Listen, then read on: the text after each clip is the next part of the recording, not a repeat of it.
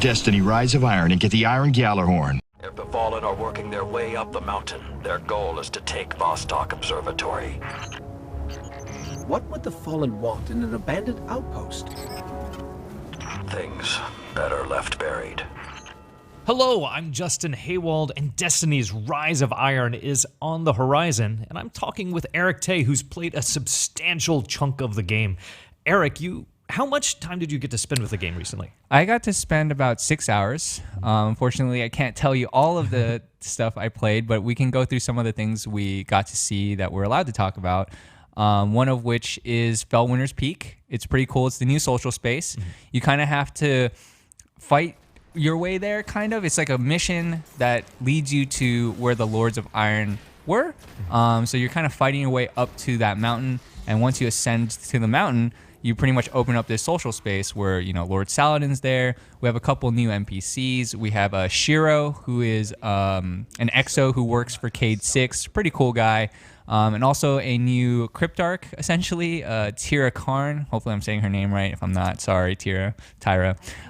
She's not real. She won't care. But so she's going to decrypt your engram. So she's like another Cryptarch person. Mm-hmm. And then it's just really cool. It's like this kind of snowy mountain with this iron temple where, the Lords of Iron used to hang out at. And there's nice fires everywhere. There's wolves hanging out. Like, that's cool. Wolf statues, and you can walk up to them and just hang out with them. And I don't know, I like wolves. A very Game of Thrones northern kind of feel. Yeah, some of the armors kind of got that feel too. So definitely going with the theme there, and I think it's cool social space.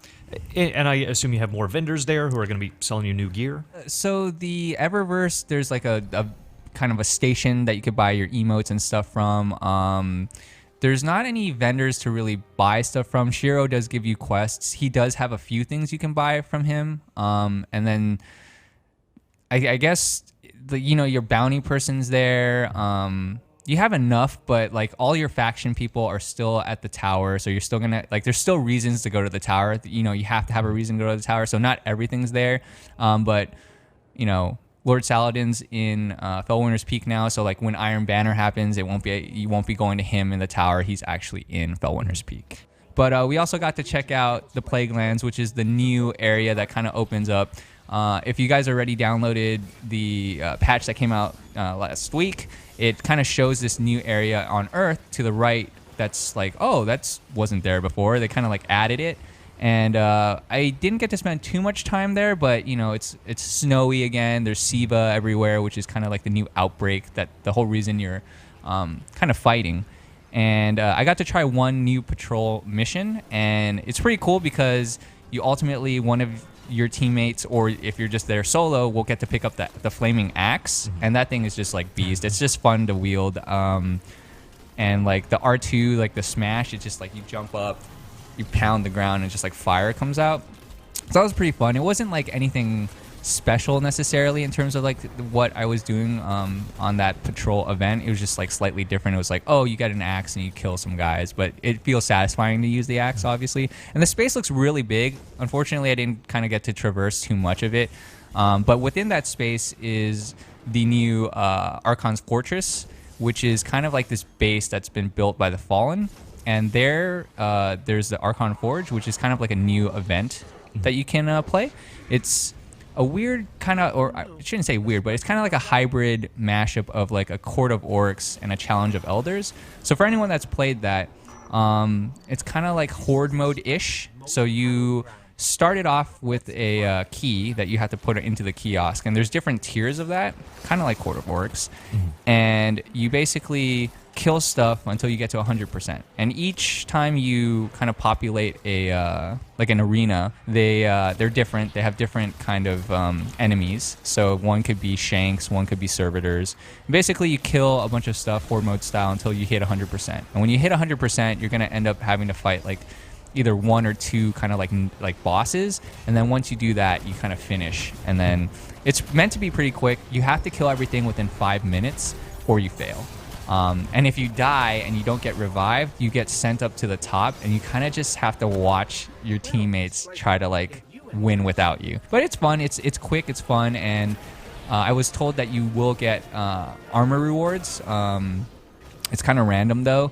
So, and I think the higher tiers you do, there's 3 tiers. There's like a green a key, a blue key, and like a purple key. We're only allowed to show the green key, unfortunately, but it's pretty fun. It's pretty fast. It's just kind of like, I want to call it somewhat mindless. I mean, like, I'm sure like the tier 3 gets harder because it's just more demanding, but like the green tiers we were doing was like easy peasy. It was just like kill stuff, and yeah, it's fun to kill stuff, you know, use your supers and whatnot. You're the core demographic for Destiny. You've spent so much time in the game. I think you were the first person in the office to hit every milestone as it was coming up. But for someone who maybe didn't spend as much time in the game, do you feel like this is a substantial addition of content, or what is it that might entice people to come back into the game? Yeah, it's hard for me to say because I didn't have enough time to check out all the content, like all the stuff that you would do after story. I think the story was great. I think that they did a good job because like there's this book now that you basically will fill out, and as you fill that book out for like finishing quests or finishing different types of missions and stuff, objectives, it's kind of like the Moments of Triumph book and the SRL book, but there's tangible rewards, and I think that that's very enticing to people because at least for you, like you don't play that much, but if I told you, hey, if you finish and get to level 2, you're gonna get like a box with an item for your class that looks cool and it's going to help you out. That is probably pretty compelling. It wasn't like that necessarily before, so I think quality of life and stuff like that has gotten even better from Taken King. So I think that if you were interested, you're going to, you know, keep playing, and if you're already playing, you're going to keep playing. Not sure about the people that haven't played at all, like if it's enticing enough, but we'll have to see.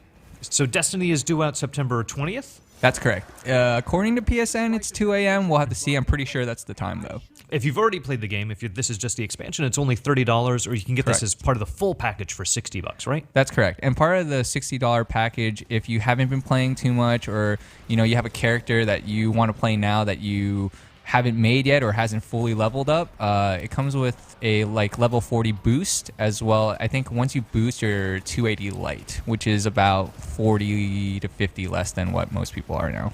Well, that's about all the time we have for Destiny Rise of Iron. Do you think you're going to be able to beat Tay in beating this expansion? Let us know in the comments below.